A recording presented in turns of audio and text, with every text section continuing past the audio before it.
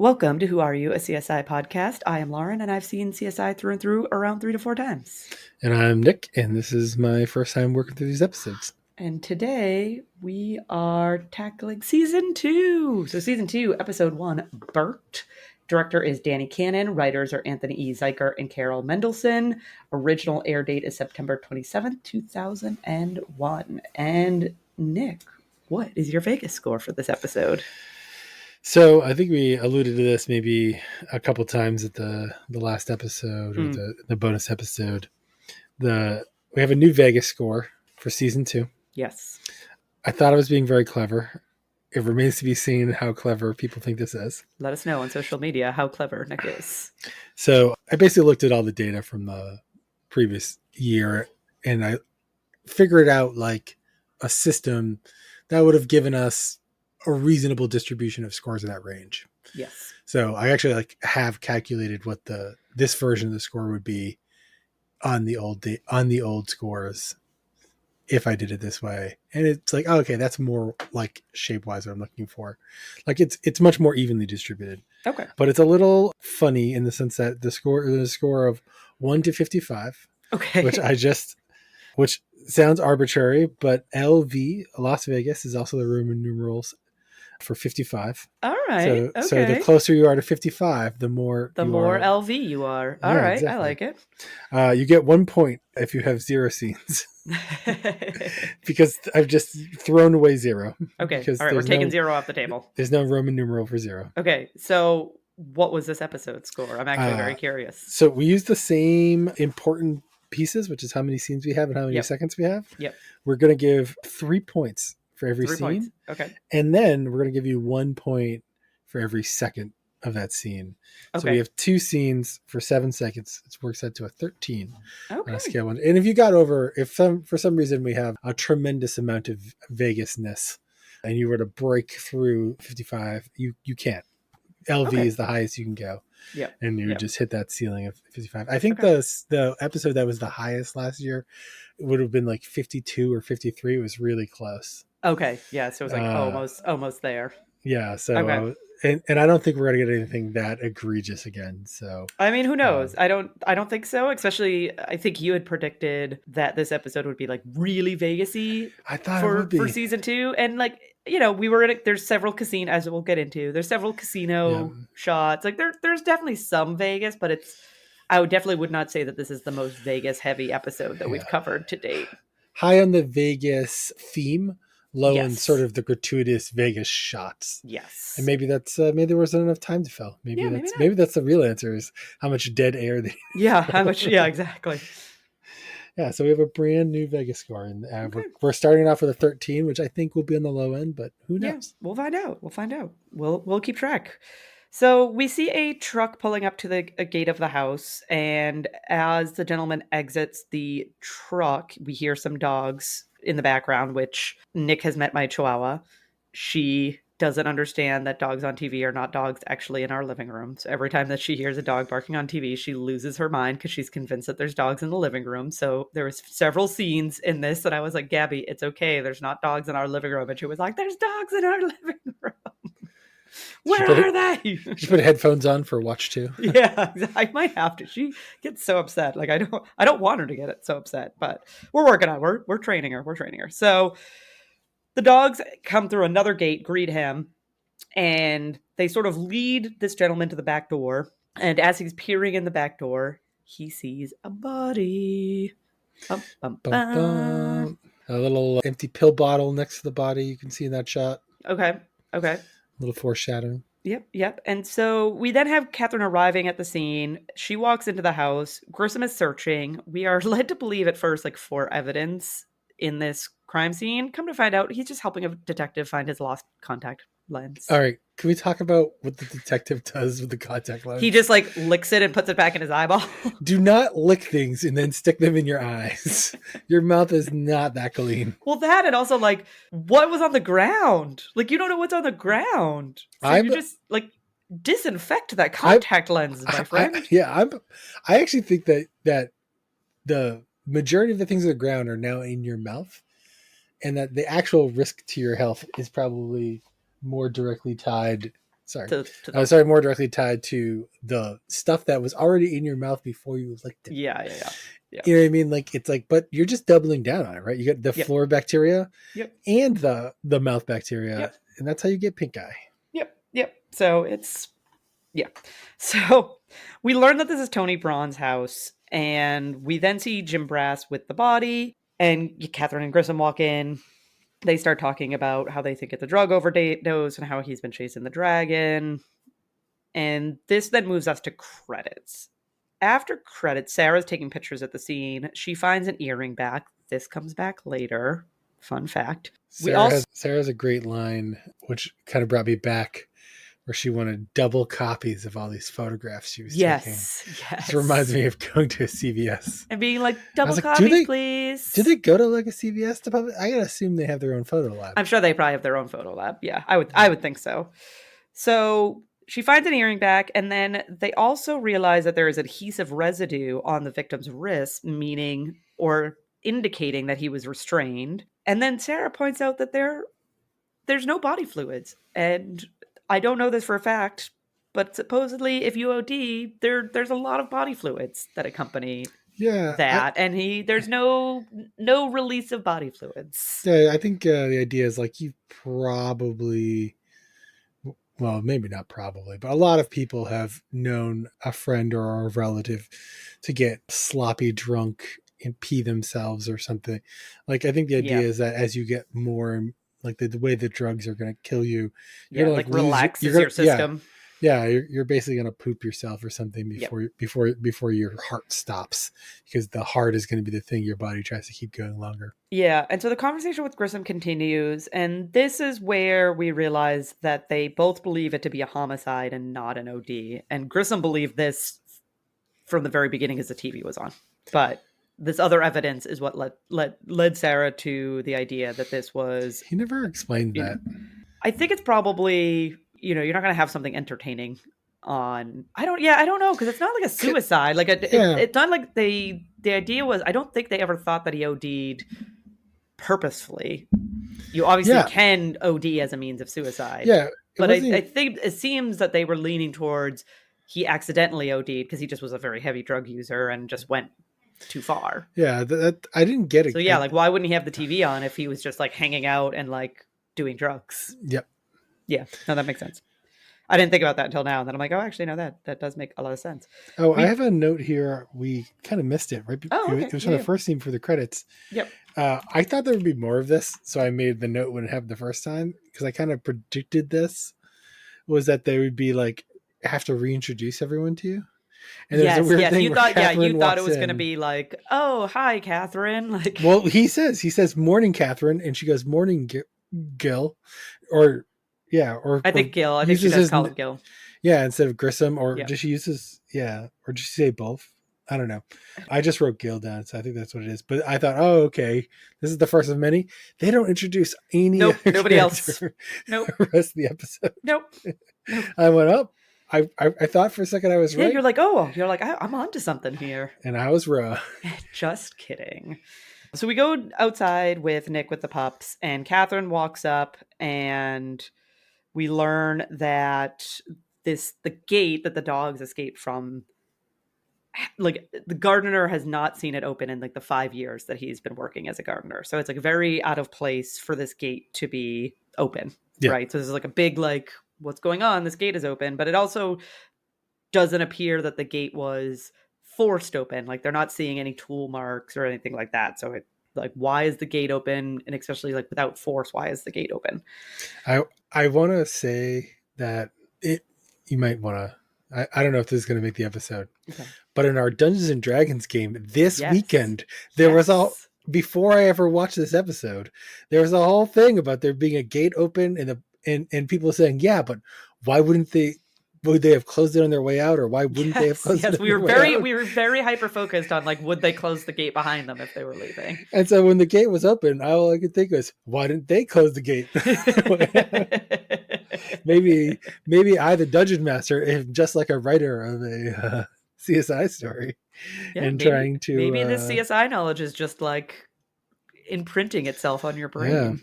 And so, but yeah, it's kind of funny to have that parallel. Yeah. So we go to Warwick and Jim Brass in the bedroom. This is where they find black tar heroin and a bunch of balloons. We then go to Sarah and Grissom in the kitchen. They're checking the trash. At the very end of the scene, Sarah finds like balled up duct tape Mm-hmm. in like a cardboard container of something else. So this comes up again later. Do you, in the Brass scene, do you find that they really went back to Brass being a real dick again? Yes, I'm going to mention. It comes up again. Yes, I'm going to mention a line which I'm sure you're going to be like, "Oh yeah, that line." Yeah, he's very abrasive and not in a fun way in this episode. I was rewatching it. I was like, I think there was like one moment that I think this first moment, like jumped out to me. We would like insinuated that Warwick was like a drug that Warwick user. knew about the drugs, and like there's definitely like a racial undertone of Warwick's like, why do you think I would know? Like he's like, I know about them from like a professional standpoint because obviously like ODs and drug paraphernalia are part of like crime scenes, obviously. But then it just keeps. He's on edge to Catherine. He makes up later on. He makes underhand comment about a suspect later on, and I was like, they've really like went full. They backpedaled on Jim Brass, and I don't like it. I don't like it. So well, I don't know if that's gonna stick around. I was kind of like, maybe it's the writers of this episode. I don't know. Yeah, I don't know. I mean, these are writers we've had before, so I know, but we've had a crappy Jim Brass before. That's true. I mean, that is true. I don't know the data offhand of does his previous crappy episodes line up with these writers? Yes or no? So we then go to Nick at what I think we're supposed to assume is like the back door of the property. There's a doggy door there, and he's lifting or trying to lift prints from above the doggy door. So I thought he was going for footprints again. Oh, you're like, I was so excited. On. You're like, yes, it's CSI. There's footprints, but there is. We'll get to it not a little while. I think it's closer to the end of the episode, but there is a good matching scene, and I know you love a good these two pieces fit together. As soon as it came on, I was like, Nick's gonna love this. It's a solid matching scene. It's also a great line by Sarah in that scene. Oh yeah. So we'll get there. So we go to Grissom with Doc Robbins. And this is who's repairing his fake leg. Yes. Which I don't even know if I've seen his fake leg before. He's just had a limp the whole time. Yeah, I don't know if they've like made any like mention of it. I know it's just because like it does like, you know, it comes up in later seasons, but I don't think that they've made any mention of it up to this point. Do you know if it's the actor? Yes, he's missing. Okay. He's missing half a leg in real life. So yeah, I wonder if they were trying to hide it in the first season. This season, they were like, "Why don't we just have a scene where we set the precedent that he's not injured or old? He has a missing leg." So he's, and I don't think I'm wrong here. He is in. Oh my gosh, what is the name of the movie? I'm gonna have to Google it if I can't remember it. What's the movie? I just watched it not that long ago. Huh? Tell me what it's about. Is it Starship Troopers? It might be Starship Troopers.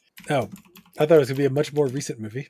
No, so he's in. He is in it. He is, and like there's a scene that like either they show his leg, like you know what I mean, like he's like an amputee in that movie. He's a recruiter. Oh my god, I know who you're talking about. Yes, that's him. Realize that was him. I'm pretty sure that's him. Scene. I'm pretty sure that's him. So yeah, he's recruiting sergeant. Yes, I was gonna say. I was like, I think he's a recruiter in that. So we learn in the scene that the victim took his drugs up the nose. He did not use a syringe to make it work. I always wondered which one of us coroners would get to carve Tony. His lifestyle was no secret. Sex, drugs, and a big bankroll. No needle marks on his arms. The guy plays golf. Short sleeve shirts. Check between the toes, groin area. Whatever he did went up his nose.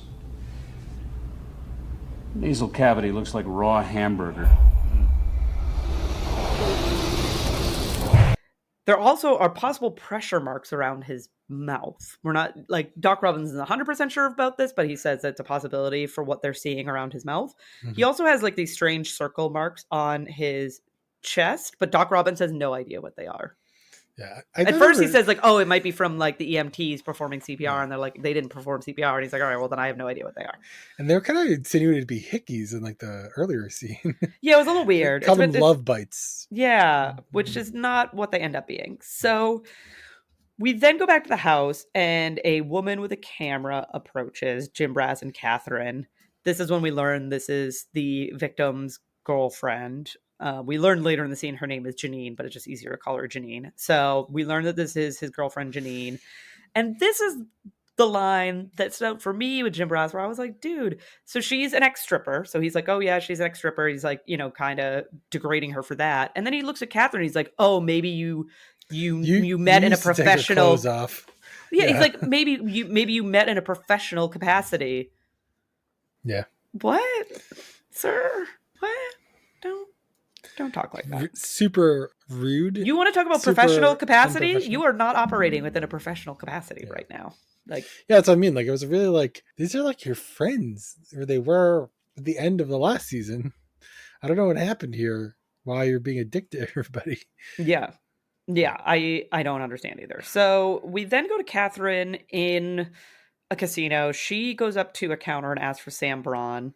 There's a bit of like an exchange where the woman's saying like he's not taking any visitors, but then he ends up walking over and they hug. They walk through the casino. As they're walking through the casino, his son approaches and they have a bit of an exchange about keeping an eye on the spot the guest star.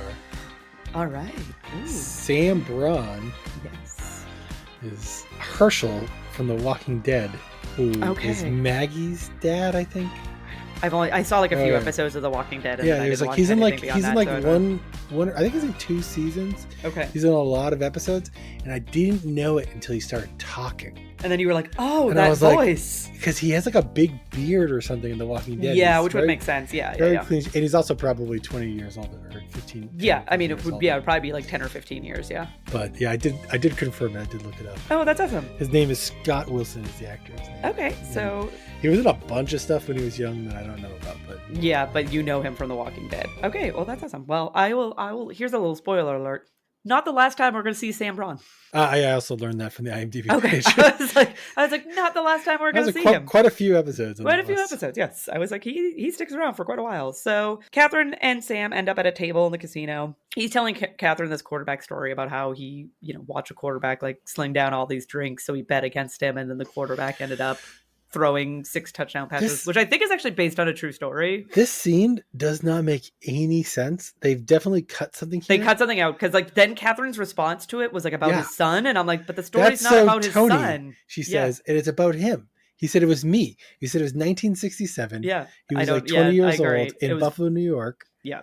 And I think that they merged 2 things together. Yeah. And they cut it out. But I thought storytelling is important. It kind of comes up at the very end of the episode. Yeah. Yeah. So they also talk about Janine and how Sam does not like her. He thinks that she's the worst and she's a gold digger. And once the gold is gone, she's going to go after the silver, which again, listeners, comes up later. I'm not sure. Yeah, I guess the implication is he knew that. I actually, when I first saw this scene, thought he was implying she would go after the brother. Oh yeah, like since the gold brother is out of the way, she's gonna brother. Yeah. Now I'm gonna go after like gold, silver, bronze, kind of like that. Yeah. Placement. Yep. Nope, not quite what they were referencing to. So we have a quick scene with Grissom in the lab with the pill bottle trying to lift prints, and then he and Catherine are looking at those prints. And come to find out, all the prints on the pill bottle, the Xanax bottle, are Janine's. Yep. So, wompity womp womp for Janine. Then there's a Grissom and Warwick walk and talk. They're in the hallway talking about things. I didn't put down exactly what. Sorry, listeners. And then Sarah walks by with... Oh, go ahead. I was trying to see if I can remember, because it's some other piece of evidence. Yeah, because then Sarah walks by with evidence as well. She walks by with the tape and is like, I'm going to put this in the freezer. So. Warwick lifted prints from the balloon and they belong to a drug dealer who will later meet. Yes, which is also a very weird scene. So it's just so strange. So then Grissom and Nick are in the kitchen. There's an odd exchange. I feel like this is a weird Jim Brass episode. I also feel like this is a weird Greg Sanders episode where they just like pigeonhole him into random spots to have him be part of the story, but it doesn't flow well with the rest of the episode. So there's just like this random moment where Grissom's going to get coffee and Greg Sanders gets all upset because it's like his special stash of coffee. And then Grissom's like, well, too bad it's my water, which no, it's not. It's the town's water. Like it's not your water. Yeah. Also, it's the same water everywhere. Yeah, so stop. But then the more important part of the scene is that Nick's kind of like messing with his leg, and we learn that, something must have bit him in the yard at the crime scene. And Grissom, being the bug guy, identifies it as a chigger bite, which I've had these and they are very uncomfortable. So I do feel for Nick, because I used to, these little critters used to live in my backyard at my old house, and it was awful. So what is a chigger? It's almost like a flea. Like, it's similar to a flea. It's not a flea, but it's like similar to a flea. But they tend to be on the ground, so they tend to bite around like your ankles. I don't know. Very annoying. I don't know that I've ever seen one. Also, I think they're really small. Like, I don't think, like, you know what I mean? I think you can see them with the naked eye, but they're not like giant ticks. You know what I mean? Like, they're not huge insects. They're pretty small. Also, I think I may have missed a Spot the Guest Star, by the way. Oh, all right. I think the son, the second son. Walt. Yeah. Okay. Well, I mean, I recognize his IMDb photo. I didn't recognize him in the episode. Okay. So it doesn't count, because we got to recognize during the episode. But he is, I think, been in quite a few things, including things that I've watched.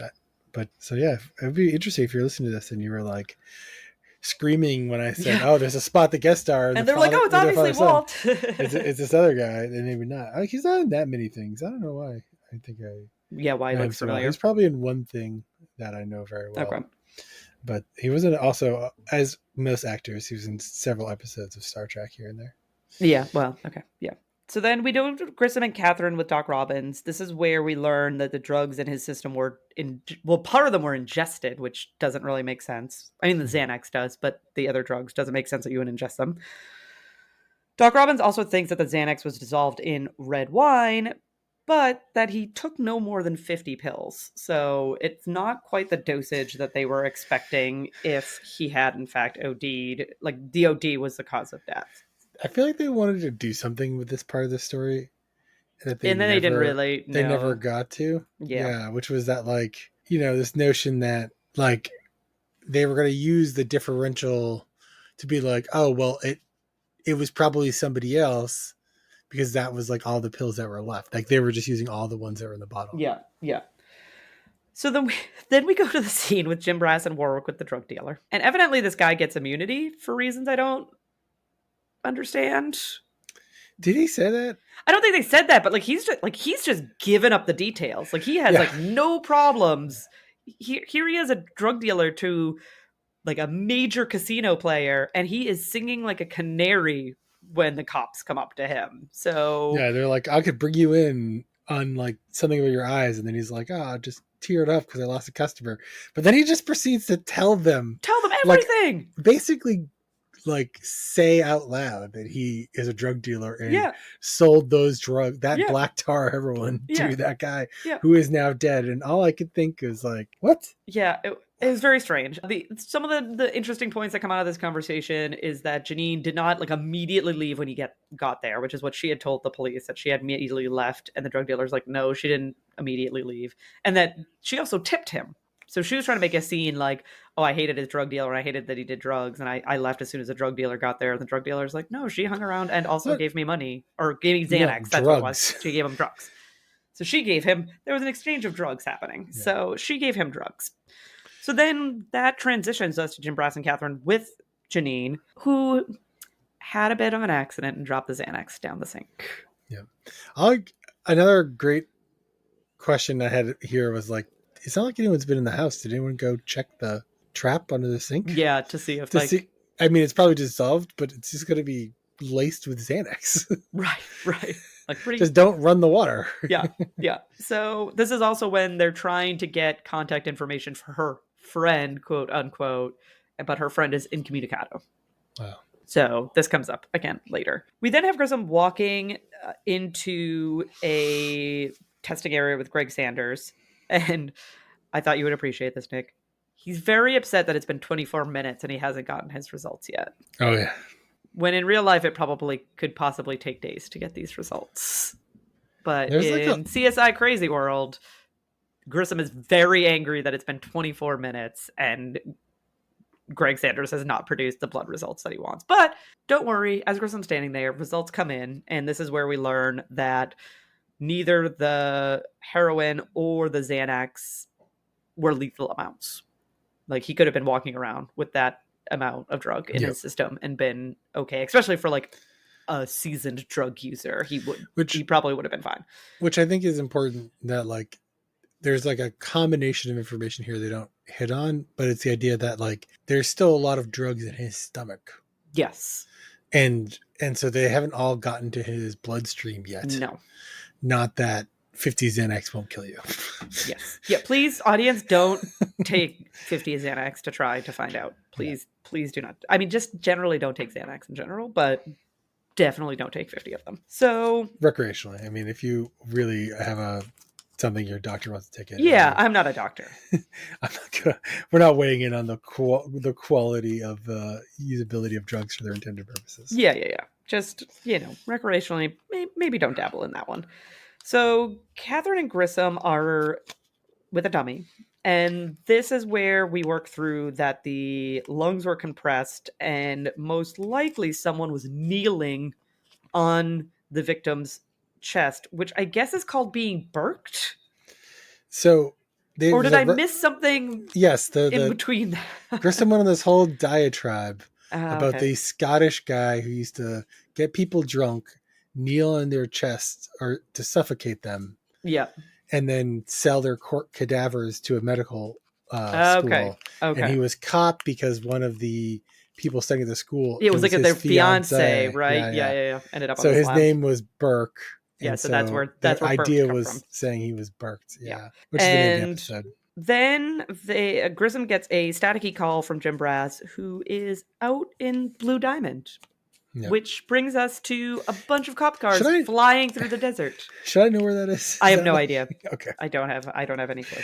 I've been to Vegas many times. I've never seen or heard of or been to Blue Diamond. Yeah, and so this brings us to a guy digging. We end up learning his name is Kurt. And I'm not going to say this is Spot the Guest Star because I couldn't say where he's from, but this actor is definitely that guy. He has been in so many things. Almost nothing, a ton of episodes, but he has been in so many shows in like 1 to 3 episodes. So many shows. Like I was looking through his IMDb and I was like, oh my goodness, you've been in so many shows. So I couldn't pick out Frederick Lane. Frederick Lane. I couldn't pick out where else I recognized him from immediately, so I'm not going to say Spot the Guest Star, but he's definitely that guy. He has been in a bunch of things. So many things. And he is letting them know that Tony told him to dig. Like, if anything happened to him, go ahead and dig this up. And we realize that he has duct tape in his truck. And then Grissom and Catherine go down into this basement, what he was trying to dig up. And it's full of silver. So our gold digger was actually legitimately digging for silver, not figuratively digging for silver. So, although arguably, like her own, 50% of it, I guess, her own silver. Yes, according if the will is as she's stating it to be, then yes, 50% of it is hers. So we go to Sarah investigating the tape. She finds a print. Warwick walks in with the tape taken from the truck, and this is where we have our nice little matchy scene. Yeah. So they make a match to one of the rolls of duct tape taken from Kurt's truck to the piece of duct tape that was around Tony's wrist. This roll of duct tape, it's just, I need more backstory on keeping 3 rolls of duct tape attached to a random piece of clothesline in your truck. Yeah. And why a person would take one and then put it back. Well, they put it back to frame him. Oh, is that what you think? Yes. Oh. We'll get there. We'll get there. I think it'll make more sense to talk about it when the reveal happens versus talking about it now. I don't think I ever considered that as a possibility. Okay, yeah. Yeah. It was put back to frame him. So We then go to Jim Brass. Oh, you said that there was a good line in this scene. Yeah, he matches like the first. So again, me getting excited with the matchy scenes. Yes. Warwick matches the first roll, and it doesn't match, and he's like really disappointed. And Sarah goes, "Hey, if you're gonna hit a home run, would you rather hit it at the bottom of the ninth, the top of the fourth, or something?" Which maybe she's at the bottom of the fourth. I don't know, because you can't. You only ever hitting in one of those. But I was like, oh, so you're basically just telling us it's the third roll. Yeah, you're like, oh, you're just letting us know we're gonna have to. But do... it's a great line. It's true. Like, I mean, it's far more memorable to have like a walk-off home run and win a game than it is like to just have a home run earlier on. Yeah. So we have Jim Brass talking to Kurt. We learn that he used to be involved in drugs. He's not involved in drugs anymore. He was telling Tony to get off the drugs, but he knows about the vault because he built the vault. And they're having a lot of conversations about like him being at Tony's house, and he's saying that he's never been there for like work purposes, so he wouldn't have brought duct tape with him, but he's been there to like hang out with him because it's his friend. And they're basically like, well, we might have some evidence that you did bring duct tape into the house. So the speed of we're out in the middle of the desert. We have this guy downstairs. He's shown us the silver. We've rushed rolls of duct tape back to a lab, had them matched it all while we're still hanging out down in the basement. Yep. CSI magic. CSI TV magic. Teleporter. Yep. So this brings us to a detective and Catherine at an apartment, which we learn is Kurt's apartment. And then, crazy enough, who's in the shower / the bathroom? Janine. I was going to say somewhere. Gotta say somewhere. Yep. Won't get out of her 50% ass. Then we go to work on Sarah with Mandy. And this is where we learn that the print that Sarah lifted off the tape is not Kurt's. And they don't know whose it is. So it's not Kurt's. And they also aren't able to match it to like any of the other prints that they currently have on file. Warwick is unnecessarily mean to Mandy in this scene. Yep. I'm like, are you taking lessons from Jim Brass? Are you projecting what Jim Brass has done to you onto somebody else? Don't put Jim Brass's nonsense on anybody else. Warwick, be a better person than that. Don't take after Jim Brass. Then Nick gets his doggy door prints. There is a match. They match Walt Braun, the brother. Dun, dun, dun. Which they have his prints because he's involved in gambling. Yes. I guess. Yes. So we go to Catherine and Grissom talking about Walt Braun and just kind of how strange this investigation is turning. And Jim Brass walks in and lets them know that, Janine got around. So she was with Tony and she was also with Kurt and, maybe with other people too, but definitely at least those two. And that brings us to Kurt's wife bailing him out with a check. Yep. So there's a bit of an altercation in the hallway between Janine and the wife, and Kurt says that he's going to stick with the wife, but he might change his mind. I think it's too late, man. You had you can't ditch Janine like that and then try to go crawling back to her. I don't know. Janine seemed to be like, yeah, you'll call me. Like, don't worry about it. Mm-hmm. So Grissom and the detective are then with Walt, and this is where we learn that something bit his leg. Crazy enough. And Grissom gets him to agree to let him take a photo for his bite collection. I was thinking about this whole "don't talk to the police" mantra, right? Yes. We have a very strict get a lawyer. Yeah. Don't just like willy-nilly talk to the police. Now, usually rich people, their parents will get them a lawyer very quickly. Yes. But I think that it's a certain level of like unapproachableness. Like the dad doesn't think the son was involved. No. So we're under investigation. They're just talking to the way that they're talking. Or he might not even have told his dad that like they were going to talk to him. You know what I mean? Yeah. And so that makes sense. And I was also the first time I was like, why are you telling them like more details? And then he's like evidence of these trigger bites. And I realized, just like Nick, he doesn't actually know where these came from. Yeah, he doesn't know that they came from the yard. He hasn't pieced that together. Yeah. So that's why he's so like free with the information. Yeah, because he's not making the connection. Yeah, he doesn't think anything of it. We then go to Jim Brass eating with the team, like the entire team. They're in the kitchen. They're talking motive, and this is where we learn that Tony did in fact change his will to benefit Janine, which does not benefit Walt. Yep. So pretty clear motive as to why his brother might be involved because of this will change. This is so weird too, because like your brother, who is of a similar age to you, like he's getting all of his dad's stuff, but like you really want your dad's money. You don't want your dad to have to die and then your brother to have to die for you to get stuff. True, but I mean, this was I have to wait for dad to die, and then even when he dies, he was gonna get nothing, right? Yeah, he was gonna get nothing. Yeah, but so then it'd be like, yeah, Janine's getting half of my brother's stuff, but like you, like, were you gonna plan to kill your brother the day after your dad died? Right. That's the part there. It's kind of like, yeah, maybe. You're like, maybe. I mean, if you're open to killing him at one time, you're open to killing him at any time, I guess. Yeah, right? Yeah. So they also, this is where they talk about that they need to do more follow up work on the earring pack. So this brings us to Catherine and Grissom with Janine, and she lets them know that she doesn't wear studs. She's a dangly earring type of gal. She says chandeliers. And we also learn that she does not allow any other women in the house because Tony had a wandering eye, and the maid was not allowed to wear jewelry. No. Well, yeah, she said no makeup, no jewelry, over 50, no English was like the requirements for the maid. And we also learned that the day that Tony was murdered was her own, is her day off, is her only day off. So there's something very clever about that piece of information they don't visit. They don't follow up on.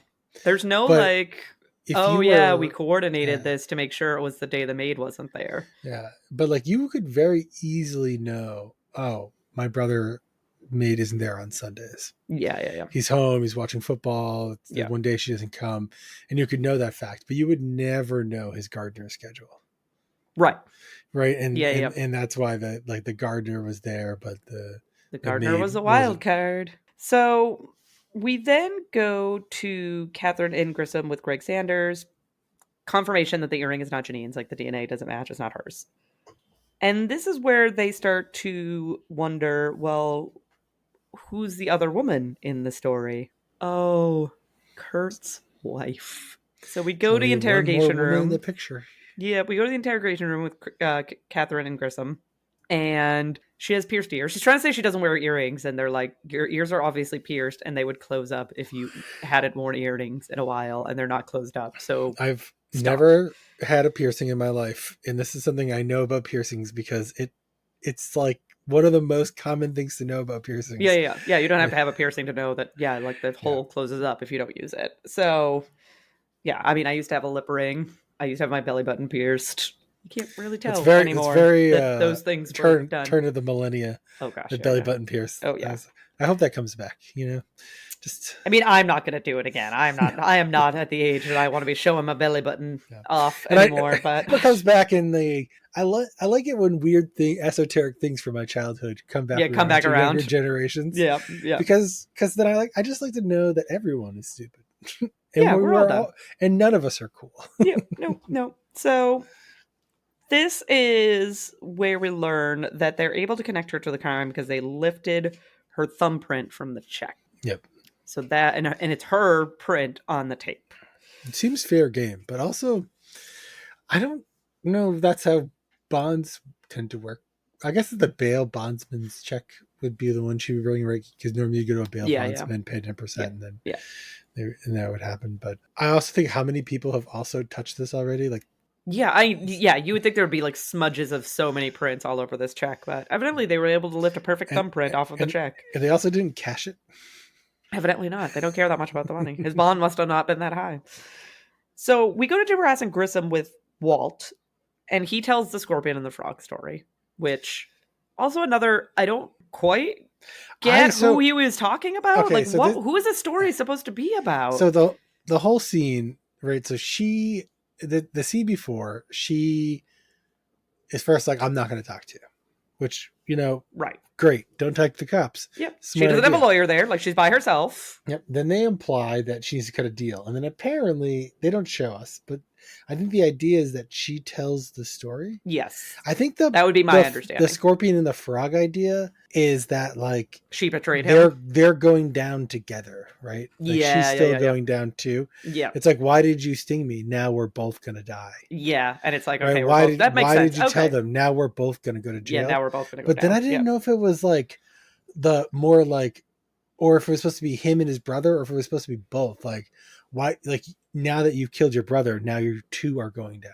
Yeah. It could be both. It could be either. Yeah. And so I had that same question, and I was like, yeah, I'm not sure if it's supposed to be the wife because they're partners in crime here, right? Yeah. Or if it's supposed to be his brother, because the scorpion and the frog don't have a close interpersonal relationship, right? The way him and his brother do, and that's very similar. Like he doesn't have a close relationship with Kurt's wife. Right. She's just a stranger, and they're trusting one another, and now they're both going to die. Yeah, and that segues us into the next part of this section where Walt tells them the story of how they meet, because they're like, how did the two of you get connected? And it's basically the wife was at the casino and he walks up to the bar and she's standing there drinking and she's staring at her husband and Janine, and Walt's like, oh, you checking out my brother's, what do you call her? Trophy.